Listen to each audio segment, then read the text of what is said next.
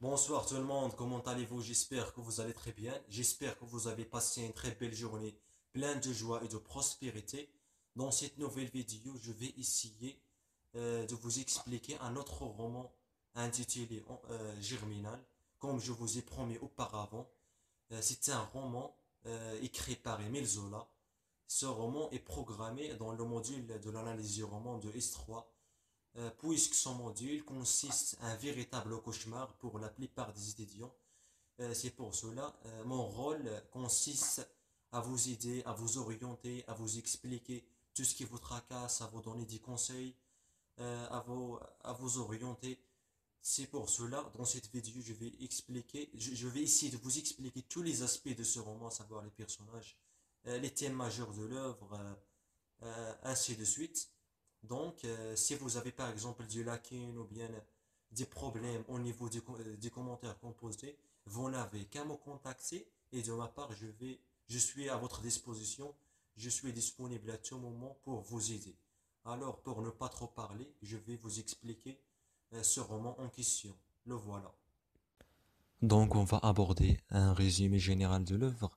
Par la suite, on va étudier les thèmes abordés et majeurs qui sont exploités dans l'œuvre, et ainsi de suite.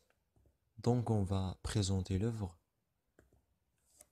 Germinal, c'est un roman qui s'inscrit dans le naturalisme. Le naturalisme, retenez bien ce mot, le naturalisme, c'est un mouvement qui s'étend à la fois sur le plan littéraire, artistique et social. C'est un mouvement littéraire né pendant la période littéraire du 19e siècle. Le naturalisme vise à décrire la réalité telle qu'elle est.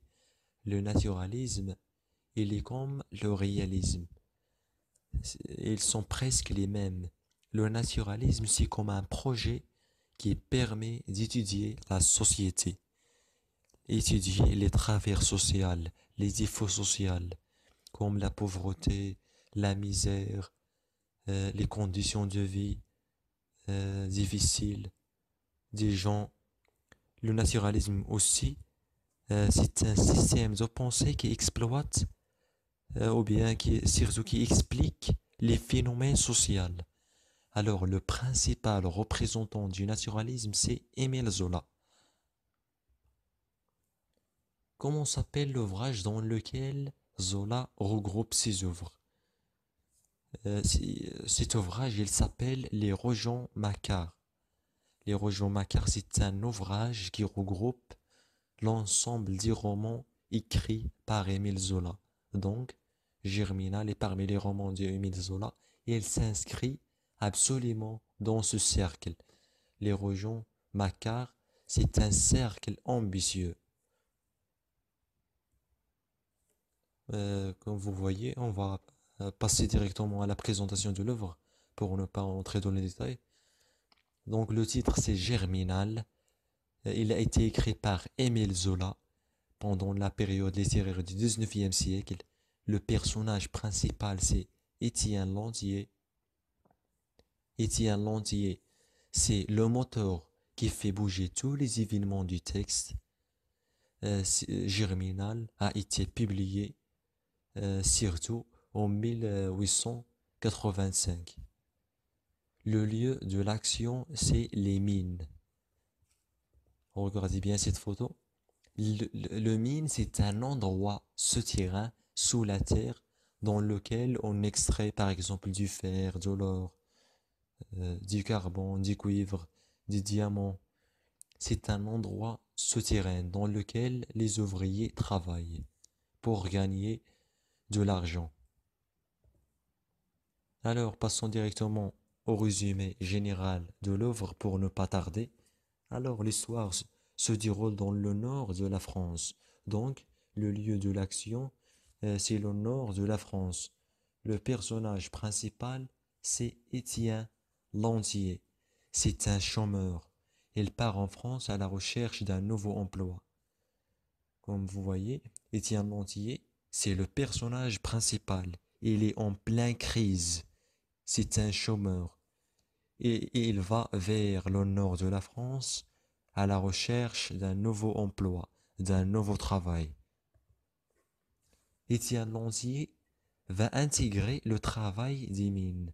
Pourquoi Étienne Lantier, ce personnage-là, est parti en France et il veut rechercher un travail. Donc, il va intégrer le travail d'Émile. Là-bas, les conditions de travail sont difficiles et effroyables. Donc, Étienne Lantier, malgré ses recherches, il n'a rien trouvé. Donc, il a intégré le travail des mines. Le personnage principal, Étienne Lantier, a décrit le travail des mines comme un travail grave, comme un travail dangereux. Les mineurs travaillent d'une manière inquiétante et alarmante. Pour écrire ce roman, Émile Zola s'est beaucoup documenté sur le travail des mines. Émile Zola s'est beaucoup intéressé, il a beaucoup parlé sur le travail des mineurs. Sans oublier que le personnage a fait connaissance d'une famille de mineurs appelée les Maho, et il se trouve amoureux d'une jeune fille appelée Catherine. Donc cet événement-là, c'est un événement secondaire, et il a fait connaissance à une famille, et il tombe soudainement amoureux à une fille appelée Catherine. C'est, comme j'ai dit, c'est un événement secondaire. Donc, Étienne, après avoir intégré euh, le travail des mines, il est beaucoup choqué des conditions difficiles des mineurs, parce que les mineurs ou bien les ouvriers sont maltraités. Ils travaillent avec un mauvais salaire. Et Étienne Lantier n'est pas satisfait de ce qu'il a vu, n'est pas satisfait de ce qu'il a vécu. Les ouvriers souffrent jour après jour. Ils travaillent dans des mauvaises conditions et il y a ce qu'on appelle une baisse au niveau du salaire. Donc, Étienne, comme personnage principal, il veut mettre fin. Il veut éradiquer ce travail des mineurs. Il veut mettre fin à ce travail pénible. Donc, quelle est la solution? Il a une idée géniale, c'est de faire une révolte. Une révolte pour mettre fin à ce travail des mineurs. Donc, il propage rapidement ses idées révolutionnaires. Il voulait faire une révolution, une gigantesque grève pour mettre fin aux conditions pénibles, aux conditions difficiles de vie des mineurs. Après que la grève éclate, les grévistes, c'est-à-dire ceux qui font la grève, cassent les machines et la grève continue. Les soldats interviennent, mais malheureusement, cette grève se termine par l'échec, c'est-à-dire Étienne Lantier, il voulait mettre fin aux injustices sociales. Malgré toutes ces tentatives, malgré toutes les tentatives des mineurs, mais la grève se termine par l'échec malheureusement.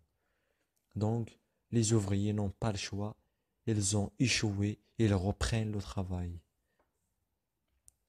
Malgré que la révolte a échoué, Étienne Lantier est en plein espoir dans la lutte contre les inégalités.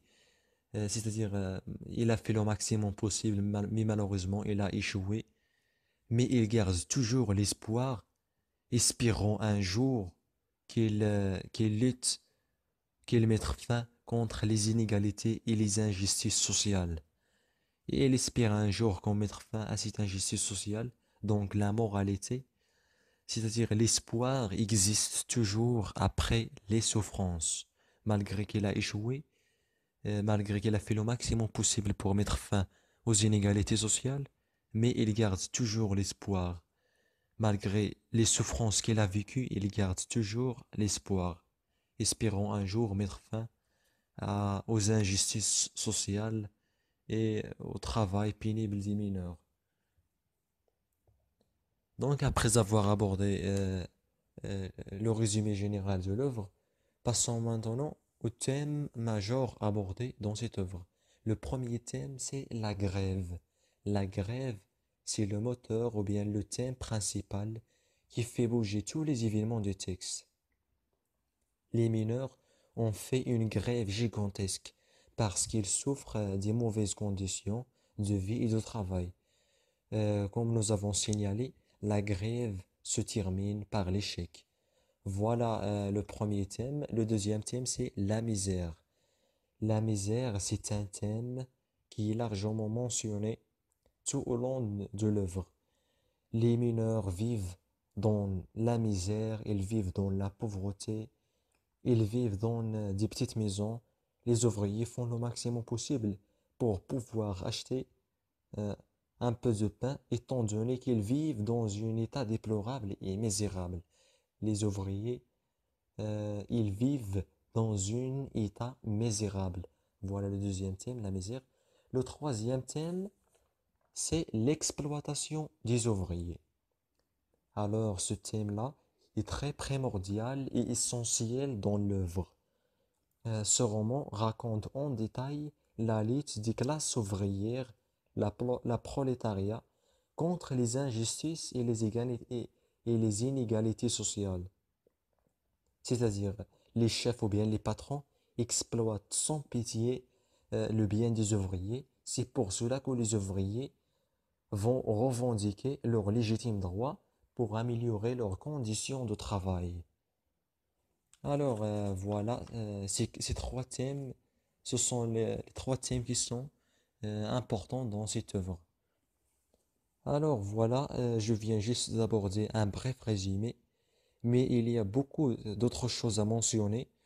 Alors j'espère que cette vidéo va vous faciliter la compréhension de l'œuvre, et si vous avez d'autres questions relatives à ce roman en question, n'hésitez surtout pas de les poster dans un commentaire, et de ma part, je suis toujours disponible pour répondre à vos questions à tout temps et à tout moment. Et n'oubliez surtout pas de voir ma précédente vidéo dans laquelle j'ai expliqué bien un roman qui s'intitule Angers grandi. Alors je vous souhaite bon courage à vous tous et à très bientôt. Au revoir.